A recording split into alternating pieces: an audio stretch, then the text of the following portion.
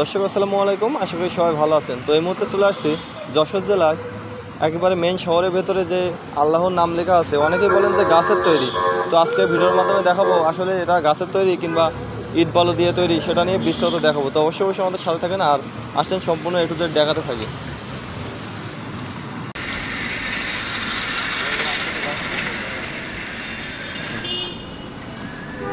দর্শক আসলেই অনেকেই কমেন্ট করেন যে ভাই এই আল্লাহ লেখাটা কীভাবে দেখতে আসবো আর এটা গাছের তৈরি কিনা, সেইটাই আজকে দেখাবো।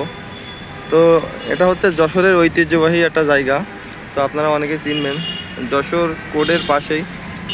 তো আপনারা এটা অনেকেই ভাবেন যে গাছ মনে হয় অরিজিনালি গাছ, কিন্তু এটা অরিজিনালি গাছ না, এটা হচ্ছে বালু সিমেন্ট দিয়ে তৈরি করা।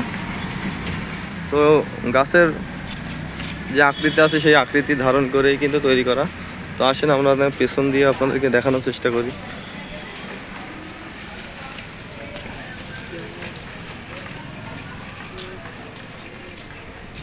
দর্শক দেখেন, এটা কিন্তু সিমেন্ট দিয়ে তৈরি। হ্যাঁ, অনেকেই বলেন গাছ, অনেকেই হয়তো জানেন না বিষয়টা। অনেকে আমাদের ভিডিও দেখেছেন, আমরা শর্ট ভিডিও প্রতিনিয়ত আপলোড দিতাম, এখন কিছুদিন যাবত আপলোড দিই না।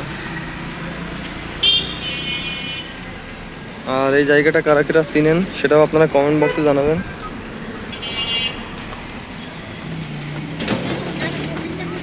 আমাদের যশোর জেলার ঐতিহ্য দেখতে চাইলে অবশ্যই যশোরে আসতে হবে। আর যশোরে এসে আপনারা কোর্টের পাশে এসে যাই কাউকে বললে আপনাদেরকে দেখা দেবে যে আল্লাহ লেখাটা কোন জায়গায়। আল্লাহ লেখা এবং যশোরের যে খেজুরের রস ঐতিহ্য, সেটাই কিন্তু এখানে ধারণ করা হয়েছে। হয়তো আপনারা অনেকে চিনবেন, এটাও কিন্তু সিমেন্ট বালু দিয়ে তৈরি করা। তো যারা যারা যশোরে আসবেন তারা এগুলো দেখে যাবেন।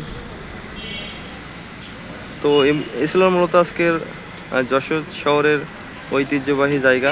তো ভিডিওটা ভালো লাগলে অবশ্যই শেয়ার করবেন, আর আল্লাহর নামটা যারা যারা দেখছেন অবশ্যই কমেন্ট বক্সে জানাবেন, আর এটা কোন জায়গা সেটাও আপনারা সবাই লিখে যাবেন।